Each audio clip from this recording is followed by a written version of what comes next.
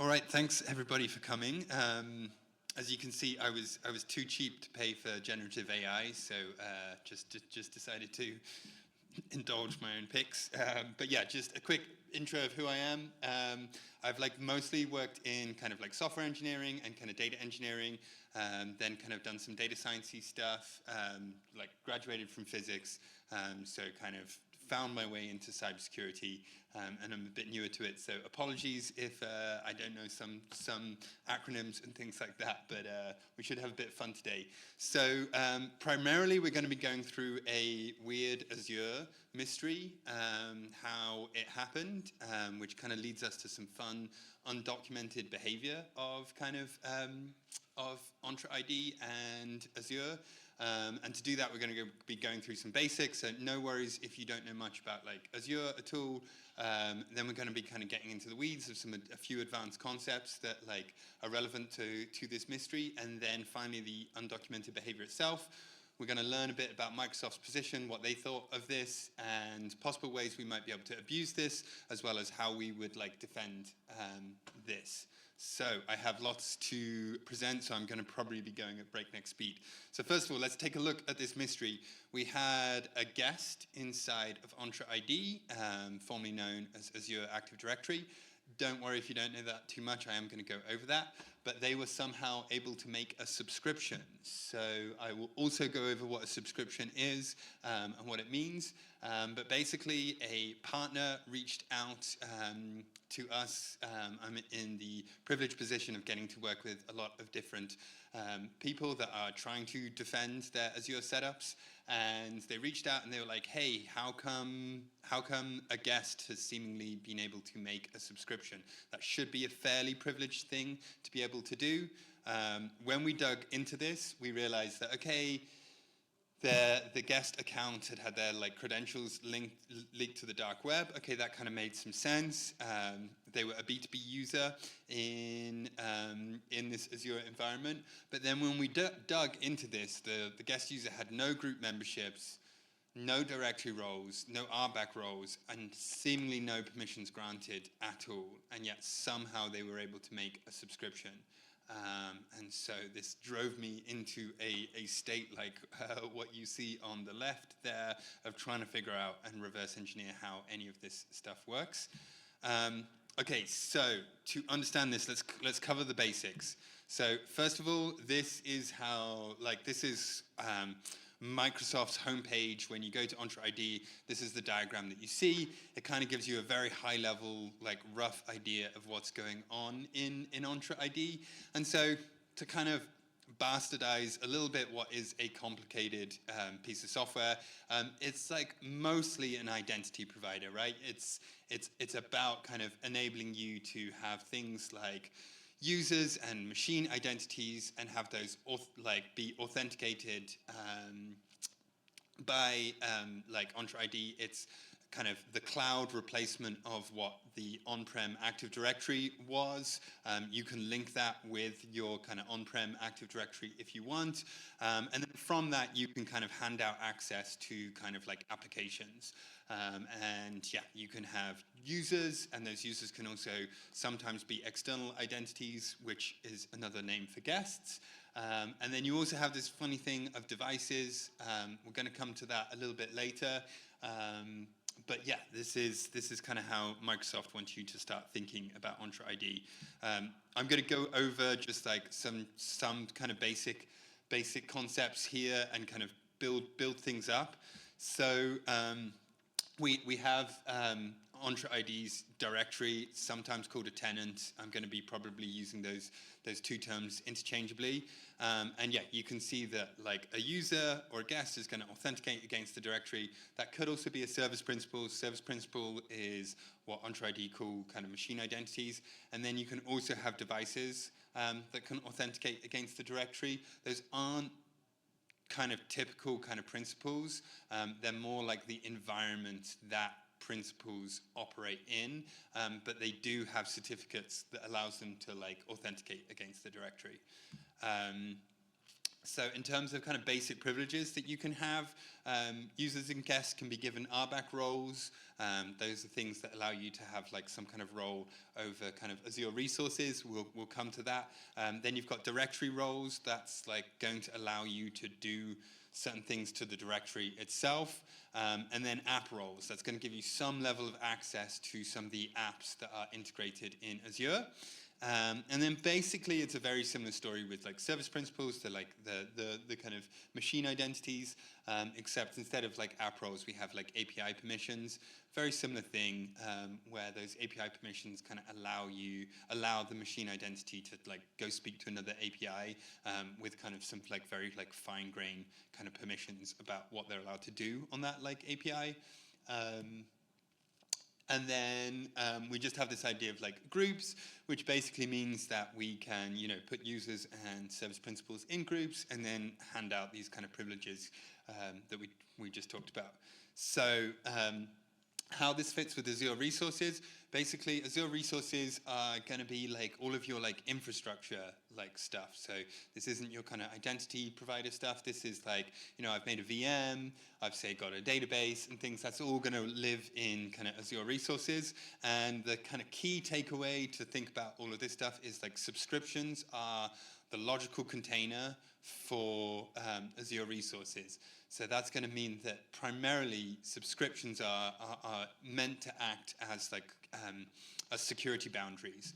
So if we've got our stuff in a subscription, that's kind of going to be shielded away from kind of other subscriptions, and that's kind of primarily how we kind of like lock things down.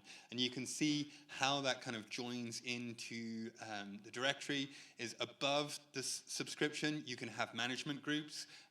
You can have those recursively, but it's always going to end in a root management group, and that is going to be contained by the directory itself.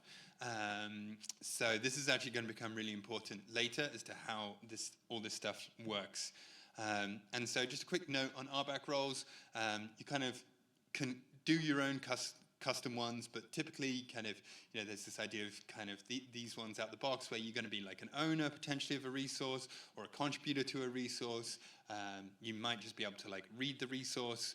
So there's a whole bunch of these RBAC roles.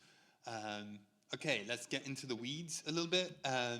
So the first thing we've got to understand is how guests can get invited into a directory.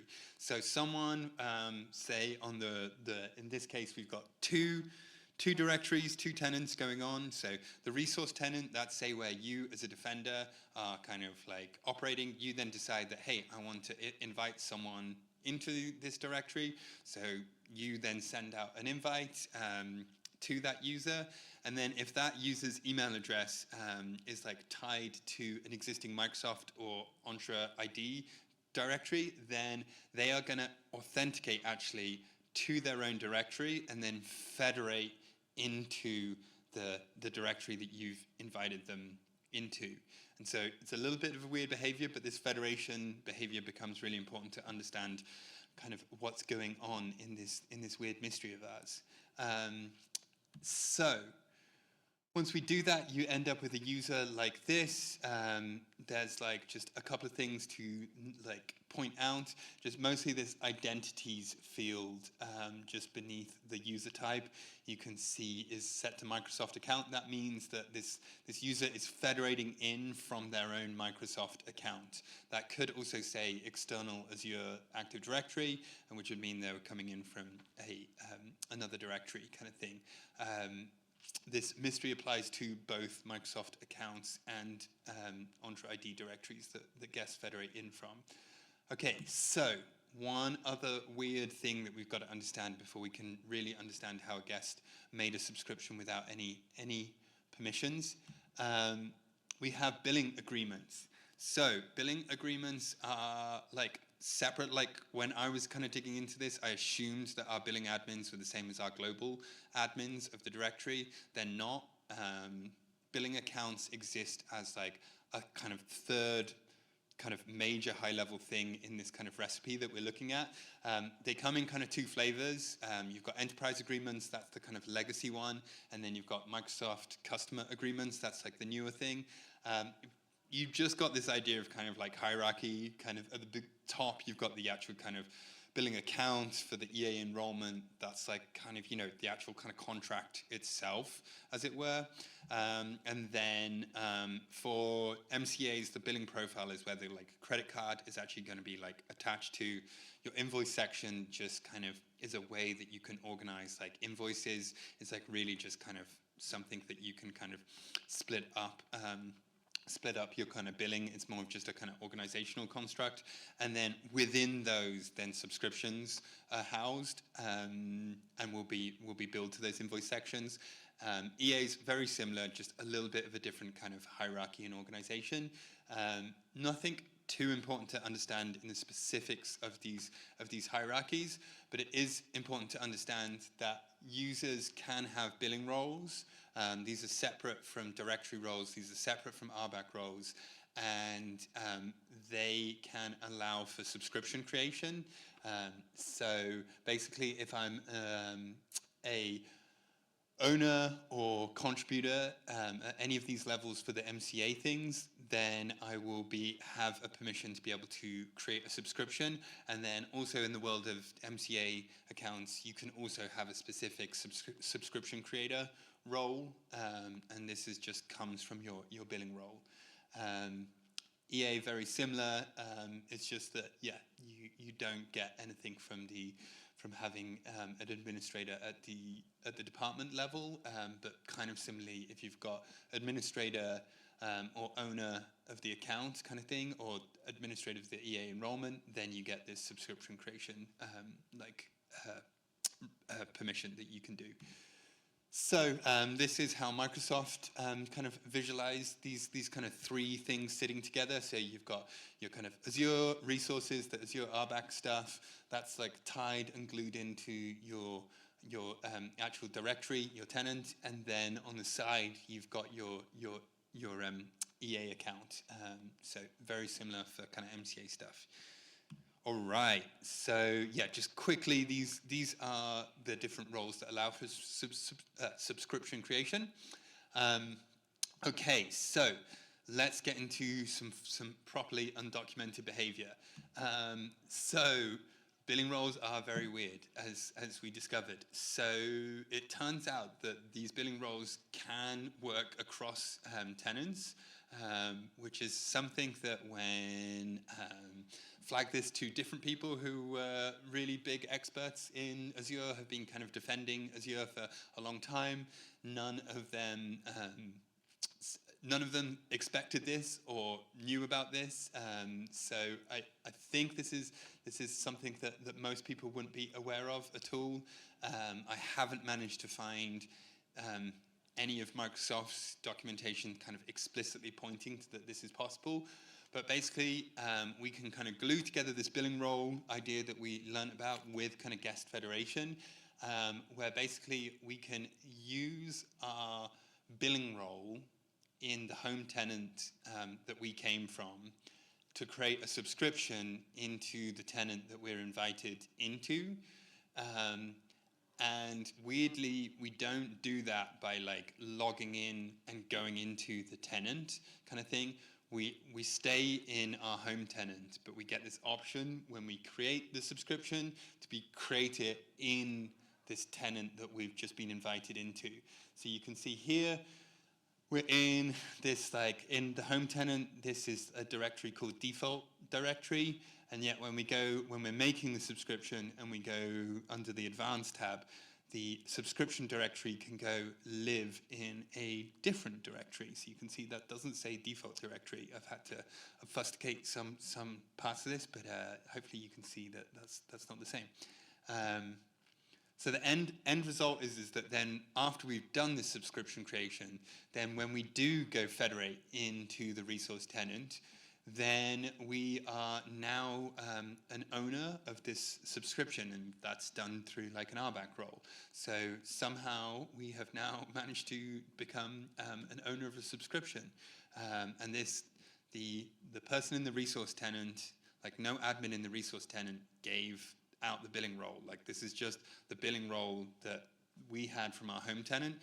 When I recreated this in the lab, like in just a lab environment, this was just something that I got from signing up with a credit card and making a Microsoft account kind of thing. And the resource tenant that I was invited in did nothing to give me permission to do this.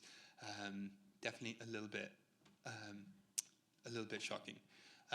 So when we look at this then from now having logged into the resource tenant, this is what we can see. We can see that we have a subscription and that we are now the owner of it. So when we talked to Microsoft about this, they said the following, that this was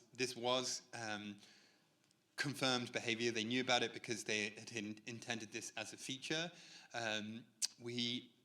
Our partner that we were working with didn't necessarily want this behavior, so we asked whether there was any controls that existed to prevent this, and we're told that no, at the time of the meeting there wasn't any way to prevent this.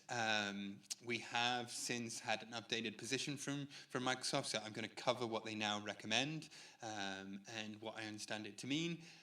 And that they said that this isn't really a vulnerability, as subscriptions are meant as a security boundary. So basically their position was like, sure, you can make one of these subscriptions, but nothing's in it, and so it's going to be kind of shielded away from the other stuff in the directory. So as far as they were concerned, it was all fine. It did bring up some questions for me of kind of like, okay, can you really abuse this? Are there interesting ways that we can kind of use this kind of weird privilege model that we have? So just a quick note on that kind of privilege model. The kind of weird thing, the weird situation we find ourselves in after we've made a subscription as a guest user is that we're kind of like king of the castle of this subscription. That's not like being a subscription owner is normally a pretty privileged role, but it's an empty subscription, and all the interesting stuff that is potential targets that we want to go attack are living inside of a different subscription that we don't own. So that's kind of like the problem that we face as trying to kind of like abuse this. So just taking through some completely failed attempts that I went through to try and abuse this. First thing was a billing attack. Can you kind of use this to offload costs? Make a subscription, then do a whole, make a bunch of VMs, do some crypto mining, whatever kind of stuff, and then get the person who's paying for the directory to kind of offload the costs. And unfortunately not, because everything gets linked back to our billing account. Because it was our billing role that allowed, as the attacker, that allowed for this, and so everything's kind of tied back. So we can't use it to offload costs. That was a very obvious first thing to kind of rule out. Another thing was just to kind of try and get another subscription kind of thing using our subscription owner, and Microsoft have done their job well. Subscriptions do broadly act as security boundaries, so you can't just kind of go ask for one. You can try and get them transferred, but that's something that's going to have to have approval on the other end. So this doesn't really work. But after an embarrassingly long amount of time looking at this, I did notice this. So when I went to my guest-made subscription, we can go to the access control IAM settings, and then suddenly I noticed that, hey, a whole bunch of stuff has popped up here. This is something that there are controls for, but that's not by default. And so what is happening here? Well, if you remember before, there's that idea of that root management group. So root management groups can have RBAC roles set on them, and so that's often the case for things like user access administrators. So it could be that we want to have someone that can administer the root management group, and so they can do things across all of the subscriptions. The trouble is that gets inherited into the subscription that we've just made, and so because of that, we can then enumerate out those user access administrators. Here you can see there was also some other fun stuff. that like happened. There was a key vault reader, and that was like set the root management group. There was some service principals that were just kind of given permission to all of the subscriptions, and so that permission basis was like given out at the root management group. And so there is a way to prevent this, but I think the key takeaway I want like folks to understand from this is that like this really isn't behaving in the way that you would like expect. And if you notice at the very, very bottom of the screen, I'm like trying to list out like users, and it says like insufficient privileges to complete this operation. That is, I think, how most people are going to be thinking about this, is that, hey, I have a guest, I haven't given them any permission to list any users. They're not in a part of a group where, say, they can list the group members. And so you may well look at the controls I'm about to show and say, well, that kind of doesn't apply to me because like they don't have any kind of relationship to an object that they've like either like a member of or like own, so they shouldn't be able to see anything. But unfortunately, they can via this weird and wonderful way. And just as another thing to kind of point out, these are all like pretty high value targets, right? These are often your kind of global admins that may well have ended up as like user access administrators. So this gives the attacker some like, you know, their email addresses, their user primary names that they can go start like trying to target. So this is quite a cool thing that you can do. As I say, there are controls that like can prevent this like specifically, but you've got to go not from the default into the most like restrictive settings, and so yeah, kind of typically kind of guests can only read objects of, say, like you know, say you make them a member of a group, well then okay, they can then go see the group that they're a member of, and then they can potentially see other group members. And that would kind of be for the middle setting. If you put them on the bottom, then it's just like yeah, the only stuff that they own in the directory are they able to view, and so this does stop the behavior. So if you're a defender out there, you might want to think about this setting a bit more closely. Okay, Azure policy. This is another fun thing that we can abuse a little bit. So Azure policies, that's like policies that we can set on like Azure resource side of things. So often these are policies that say like, hey, you're not allowed to download red team tools to VMs, or if you do, there's going to be some security center alerts that pop up. And so while this isn't enough to kind of carry out an attack by itself, it is very nice in that some of the other stuff I'm showing you, we can really massively quieten down the security center alerts that are going to pop up. And so yeah, this is a cool thing that we as the owner of the subscription get to say what the policy is of all of the infrastructure and resources that get created inside of that subscription. Okay, managed identities. This one's a fun one. So managed identities are a way that we can have like Azure resources can actually like authenticate and become like a principal within like Azure. So say we want our VM to have an actual like identity in the directory kind of thing, that we then can kind of hand out privileges and permissions from. This is kind of how we do it. And so there's a couple of different ways that you can do it. You can either have user managed or kind of like system managed identities, and those like if it's user managed, then we get to control the life cycle of that, which is really nice from an attacker point of view, because it means that that managed identity is going to hang around even if the VM shuts down that it's attached to and gets deleted. And so this inserts a service principal into the directory. And so we've kind of done something really fun where we've kind of used our guest like owner permissions over subscription. We then are allowed to then create a VM inside of that subscription. We can then attach like a managed identity that we also create. And then we have now actually like put this service principal into the directory. Why this is like significant is like, one, because like we've pivoted, right? Like we now have like we're starting to gain like persistence in this like system, and that there's like we can then give that service principal the ownership over the subscription, so we haven't lost any privileges in the process of doing this.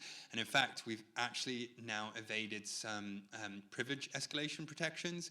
So in Azure, users have privilege escalation protections against them. So if we have like change password permissions, we can't go change the password of someone that's like more privileged than ourselves to stop ourselves kind of being able to like escalate like that. Service principals have no such protection, so we have pivoted and also now evaded some protections that we like had just from our guest account, and we can take this like a tiny bit further, which is fun. Like a whole bunch of these techniques after the like this isn't my work. This is now me just trying to kind of use different techniques out there, like using this kind of novel kind of subscription creation thing. But there's a really cool researcher, I'm sure many of you will know, Doug Jan, and he's got an article detailing how with managed identities we can give them federated credentials, and he's in fact got a red team tool which like spins up an OIDC provider so that we can basically have completely attacker controlled credentials of this like service principal, which is really nice because we just say that, hey, the credentials to the service principal are going to come are going to kind of federate in from our own like OIDC provider, and then we can spin up just like that OIDC provider using this tool that Doug Jam presented.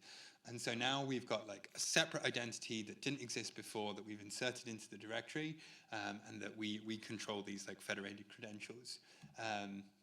So there you go. Like this is kind of full kind of the kind of full thing that we can do with managed identities to kind of like get persistence in this directory.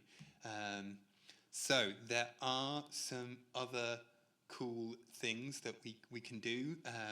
Conditional access policies, this is where the device side of things comes in, that we were kind of speaking about before. So there's a bit to understand about devices in Azure world. So say when we're making our virtual machine, we can install in an extension like this. And what that is going to do is after we've made our VM, is in the directory, it's going to now pop up as an actual device, and that is actually going to be joined to Entra ID, and that has some significance that it's now a joined device in Entra ID. You can see it gets this device ID, and that like there are some like other fun stuff that we can see here. This device has TPM protection disabled. That's going to be important later. So there's a really cool researcher called Dr. Azure AD. He's the guy behind AAD internals. It is both a red team tool and a blue team tool, used by tons and tons of people for trying to either attack or defend Azure Active Directory. A very, very smart man. He's done a ton of really good work on device stuff. I would recommend go read this post that I linked to. It really explains kind of devices. But basically, devices are kind of, like this endpoints that are supposed to be kind of like trusted environments for like our principals to operate in. So they only get that trusted status, like, they kind of operate from a kind of zero. Potentially, if they pass certain conditional access policies, they will then become trusted. And what that means is that potentially when a real identity, a real principal, I think it has to be a user, logs into that device, because that device is trusted, they'll be issued a primary refresh token. And for those folks that don't know, primary refresh token is like the long-lived token that you use to go ask for access tokens. So they're like a really valuable thing to steal. Very, very nice thing. I haven't yet managed to pull off a primary refresh token stealing, but I did do a related concept, and I think it might still be possible. I just ran out of time on the research. But basically, yeah, and you can see this conditional access of the device information is used to kind of allow or block access to services. And so kind of how we can start to abuse this from our like specific model is like one, there's a fun, this is a bit of a, again, a bit of a kind of a new approach to an old technique. It's been known for a while that you can potentially use dynamic dynamic groups you can abuse for like users. So dynamic groups are just groups where your membership is based on various different attributes of the object in question. So for users, it could be your like name, it could be your like department or something like that, and then you'll get put into a group. The problem comes when like attackers control those attributes, then the attacker can potentially like guess some rules and end up in a group that they wouldn't necessarily be able to get membership to otherwise. And so that's like a known technique for kind of users. I kind of realized like within this kind of like world we could like do something fun for this kind of like specific threat model, where potentially when we're making our kind of guest-made VM, we can then say like, oh, I'm going to call it like Windows Workstations, and you know it could be that hey, there's a device group out there that has these dynamic rules that anything starting with Windows is going to mean that it's like a trusted Windows group. In the privileged position I'm in at BeyondTrust, we do have access to some interesting data, and so I went looking at how these are actually used in the wild. And one of these, like the example I give at the bottom, was actually a real life example of one of these dynamic device groups where AVD stands for Azure Virtual Desktop, and so there was plenty of like easily guessable like things like this where, hey, as an attacker we get to control the display name of what this device is called, so I just have to just try, say, guessing a bunch of different plausible kind of prefixes to kind of start off my device with, and then it might be that we just hit the jackpot and end up in one of these groups. So yeah, another fun thing that we can do was following this other post by Dr. Azure AD. He kind of demonstrates how you can steal device identities. So it's pretty similar to a primary refresh token theft. Instead, what we're going to be doing is like stealing the certificate that is used by the device to authenticate against the directory. Normally, you can't steal this. There's like protections like in place. But hey, guess what? We get local admin to this VM because we are the owner of the VM. And then also we get to choose what kind of VM that we're spinning up. So while they call it like Gen 2 VM images have protections against this, we can just say, hey, we want a V1 image, and what that's going to do is get rid of like TPM protection and secure boot, and that then means that we can then go actually steal a device identity, so we can export that certificate like off of the system, and then as Dr. Azure AD kind of put in his post, that like may allow evading device-based conditional access policies and the compliance of the device, and we can kind of use this like device identity on a different device completely. So we can say, hey, impersonate that we're being like a Windows machine potentially on like a Linux machine, and do kind of all kinds of fun shenanigans. Okay, so in terms of the defense and how to best defend against this, Microsoft have since updated their position, and so this is probably the most important slide to take a look at if you're trying to defend any of this stuff. There is a setting of kind of the subscription policies, where when we go into these subscription policies, you can see we've got these two options of subscriptions entering Microsoft Entra ID and subscriptions leaving. It's not immediately apparent that this like applies to our problem. I think what's going on here is that under the hood, the way that it works from how we manage to do this subscription creation in a different tenant is, I think what's happening is under the hood, it's making that subscription within our home tenant and then transferring it over to the resource tenant. And so by changing it to permit to no one, then we can block that by changing that policy of the subscription entering the tenant. So good news now is that there is some way to do this. The partner that reached out to us to begin with did point out that they believe they had this in place and had some receipts to show it. They were on an enterprise account.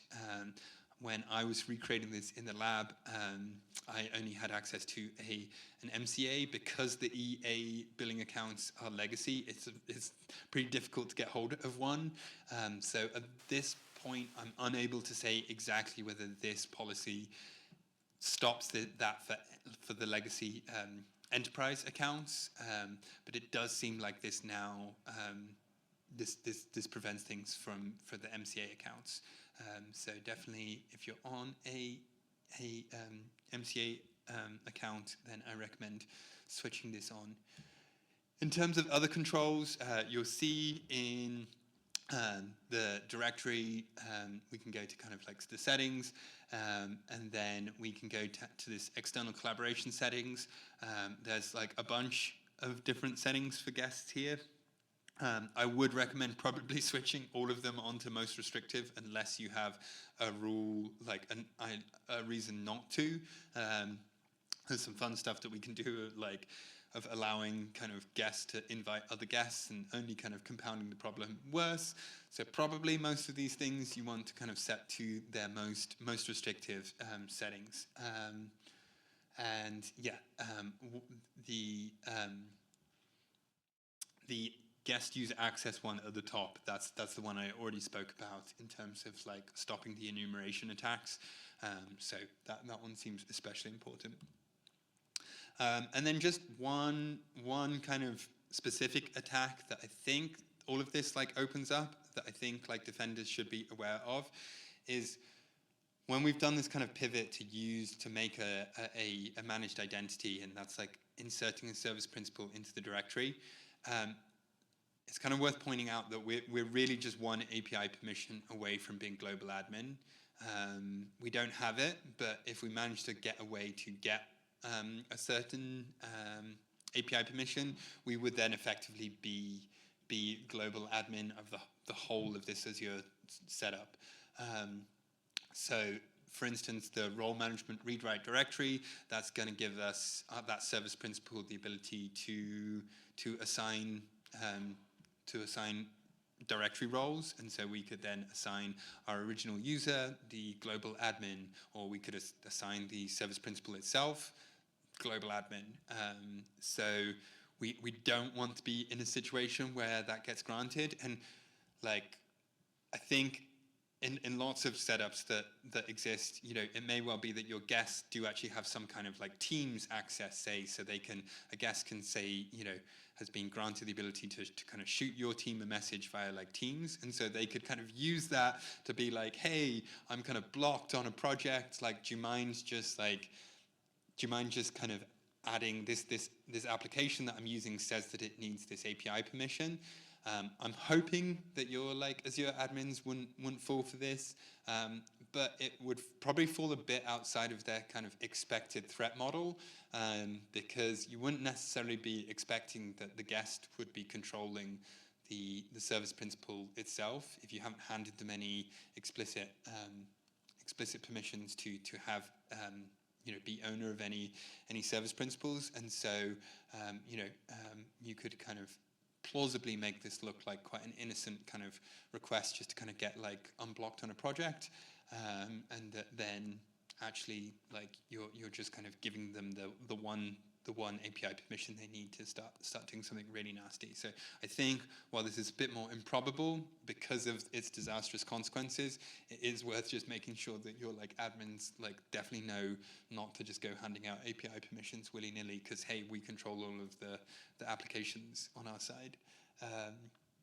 Okay, and then finally just some like wrapping up notes, like we can monitor like guest made subscriptions a little bit by just kind of like taking a look at the owners, like maybe just polling the API, kind of coming up with like just like a little tool, or just kind of regularly checking it, but just checking who actually owns the subscriptions on a fairly frequent basis could be an important thing to do. Probably reviewing the usage of kind of broad like dynamic device groups, and your kind of conditional access policies that may have these dynamic device rules in them. If they're very easily guessable, it could be, and you have guests in your system, it could be that you're kind of exposed to this. And then finally, some alerts can pop up in the security center. It can be a little bit of a double-edged sword with this, in that you can try and gain more visibility, say as a global admin, by getting access to all of the subscriptions. But hey, guess what? It's going to give you a role at the root management group, and so you've also then just given more visibility to the attacker themselves. But if they do that, then the global admins can see some of these alerts that pop up in the security center. Again, not foolproof though, because we can also like do some stuff with the policies things. So normally, at least, they'll be like, hey, there seems to be, I think they've now released a guest has made a subscription alert. So hopefully that one will be visible. Awesome. I think I've managed to end a little bit ahead of time. Does anyone have any questions? All right. Well, you know where to find me, and I can very happily nerd out about this stuff anytime. But thank you for your attention, and hopefully your Azure setups are a little bit safer.